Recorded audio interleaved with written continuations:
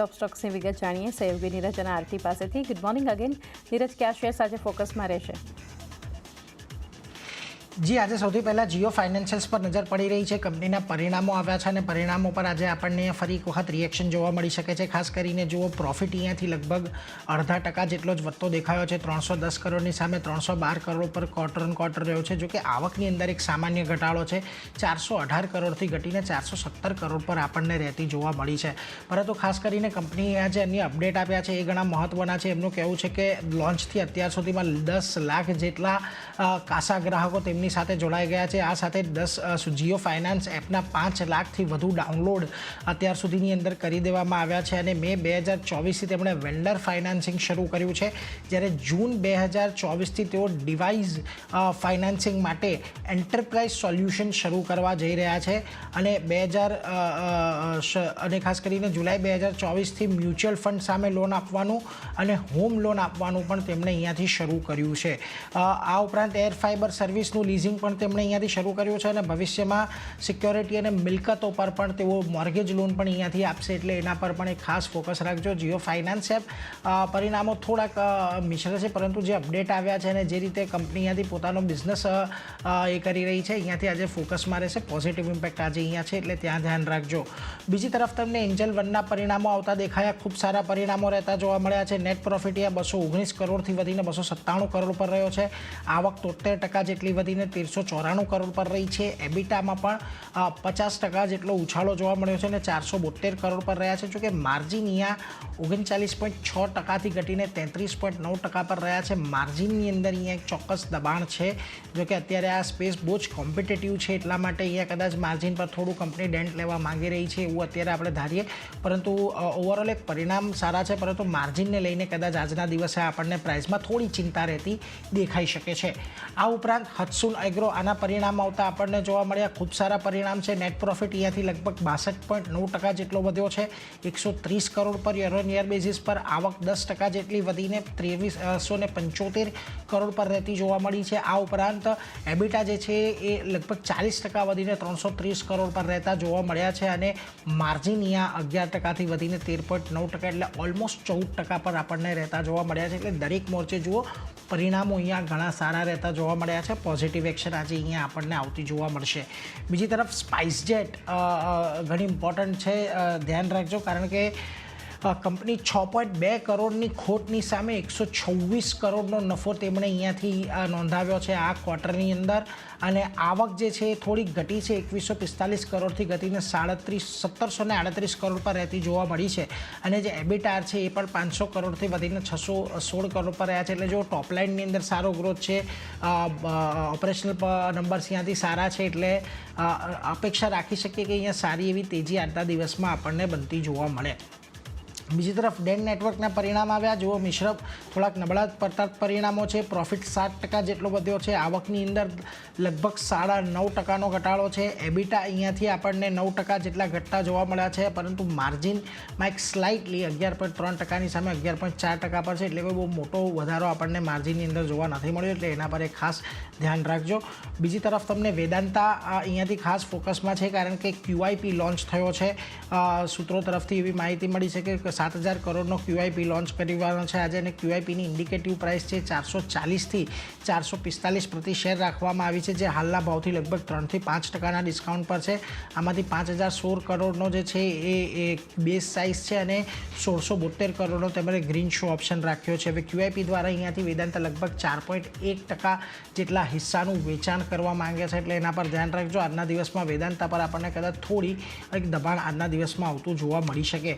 બીજી તરફ તમને વિન્ડફોલ ટેક્સના આજે સમાચાર આવતા દેખાયા છે. ક્રૂડ પર વિન્ડફોલ ટેક્સ 6000થી વધારીને 7000 કર્યો છે. અને આજથી આ વિન્ડફોલ ટેક્સ લાગુ થવાનો છે, એટલે ONGC, ઓઇલ ઇન્ડિયા જેવી કંપનીઓ પર ખાસ નજર રાખતા રહેજો.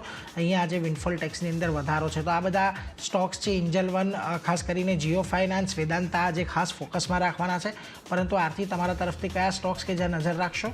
જે અન્ય પણ સ્ટોક છે એમાં શરૂઆત હું ઝી એન્ટરટેનમેન્ટ સાથે જ કરીશ, કારણ કે અહીંયા જે રીતે સમાચાર બનતા દેખાઈ રહ્યા છે, શેર હોલ્ડર તરફથી મંજૂરી મળી છે. ખાસ કરીને શેર વેચીને 2000 કરોડ ભેગા કરવા માટે શેર હોલ્ડરની મંજૂરી મળતી દેખાઈ રહી છે.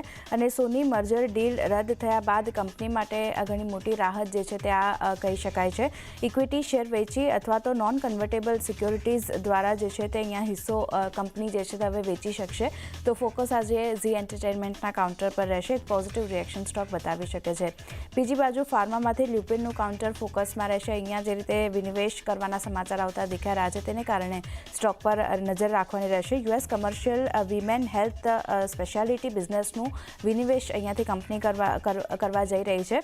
સોલોસેક સહિત બિઝનેસ જે ઇવોફેમ બાયોસાયન્સ છે તેને અહીંયાથી કંપની વેચશે. અને લ્યુપિનને આ બિઝનેસ વિનિવેશના લગભગ $84 મિલિયન જે છે તે અહીંયાથી મળતા જોવા મળશે. તો એક લ્યુપિનનું કાઉન્ટર ફોકસમાં રાખવાનું રહેશે. અહીંયા પોઝિટિવ રિએક્શન આજે પણ સ્ટોક આગળ બતાવી શકે છે.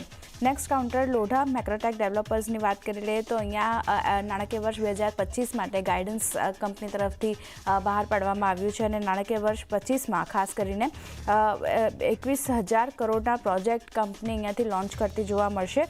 એમાંથી Q1ની ખાલી વાત કરી લઈએ તો લગભગ 11,100 કરોડના પ્રોજેક્ટ ઓલરેડી કંપનીએ લોન્ચ કરી દીધા છે. અને FY25 માટેનું જે ગાઈડન્સ હતું તેમાંથી 50% લક્ષ્ય કંપનીએ હાંસલ કરી લીધો છે. અને જે વેલોર એસ્ટેટ છે એની સાથે કંપનીએ કરાર કર્યા છે. તો ફોકસ મેક્રોટેક ડેવલપર્સ માટે પણ રાખવાનું રહેશે. અહીંયા પણ એક પોઝિટિવ રિએક્શન આપણને સ્ટોક બતાવી શકે છે. HUL નેક્સ્ટ કાઉન્ટરની વાત કરી લઈએ તો અહીંયા સ્ટોક નેગેટિવિટી થોડી બતાવી શકે છે, કારણ કે પોતાનો જે વોટર પ્યુરિફિકેશન બિઝનેસ છે તે અહીંયાથી કંપની વેચવા જઈ રહી છે. અને લગભગ આ જે બિઝનેસ છે તે A.O. સ્મિથને કંપની વેચશે. અને 601 કરોડની એન્ટરપ્રાઇઝ વેલ્યુ પર આ ડીલ જે છે તે આપણને થતી જોવા મળશે. તો આજે HULના કાઉન્ટર પર પણ ફોકસ રાખવાનું રહેશે. યુનિકેમ લેબની વાત કરી લઈએ નેક્સ્ટ કાઉન્ટર, અહીંયા નેગેટિવિટી આપણને બનતી દેખાઈ શકે છે. સમાચાર જે રીતે આવતા દેખાય છે, US FDA તરફથી કંપનીને ઝટકો લાગ્યો છે. ગોવા સ્થિત જે ફોર્મ્યુલેશન યુનિટ છે તેમાં ખાસ કરીને 5 અવલોકનો મળ્યા છે. અને US FDA તરફથી 8થી લઈને 15 જુલાઈ વચ્ચે આ પ્લાન્ટની તપાસ કરવામાં આવી હતી. તેમાં આ 5 અવલોકનો ખાસ કરીને મળતા દેખાયા છે. તો ફોકસ રાખવાનું રહેશે. પણ સામે કંપનીનું કહેવું છે કે અવલોકનો જે છે તે પ્રક્રિયા માટેના છે, ડેટા ઇન્ટિગ્રિટી માટે લઈને કોઈ અવલોકનો નથી મળ્યા. અને 15 એટલે 15 ડેઝ જે વર્કિંગ ડેઝ છે તેમાં કંપની જે છે તે અહીંયાથી US FDAને જવાબ આપશે. અને અવલોકનોથી બિઝનેસ કે પછી યુએસમાં જે સપ્લાય થાય છે તેના પર કોઈ અસર નહીં આવે તેવું અત્યારે કંપની કહી રહી છે. પણ ખાસ કરીને જે 5 અવલોકનો મળ્યા છે તેને કારણે યુનિકેમ લેબનું કાઉન્ટર પણ ફોકસમાં રાખવાનું રહેશે. ગઈકાલે આપણે US FDAની એક્શન આપણે જોઈ હતી સુવેન ફાર્મા, પિરામલ ફાર્મા જેવા કાઉન્ટરમાં. તો આજે એક યુનિકેમ લેબ પર પણ ફોકસ રાખવાનું રહેશે. નેગેટિવિટી સ્ટોક આજે બતાવી શકે છે.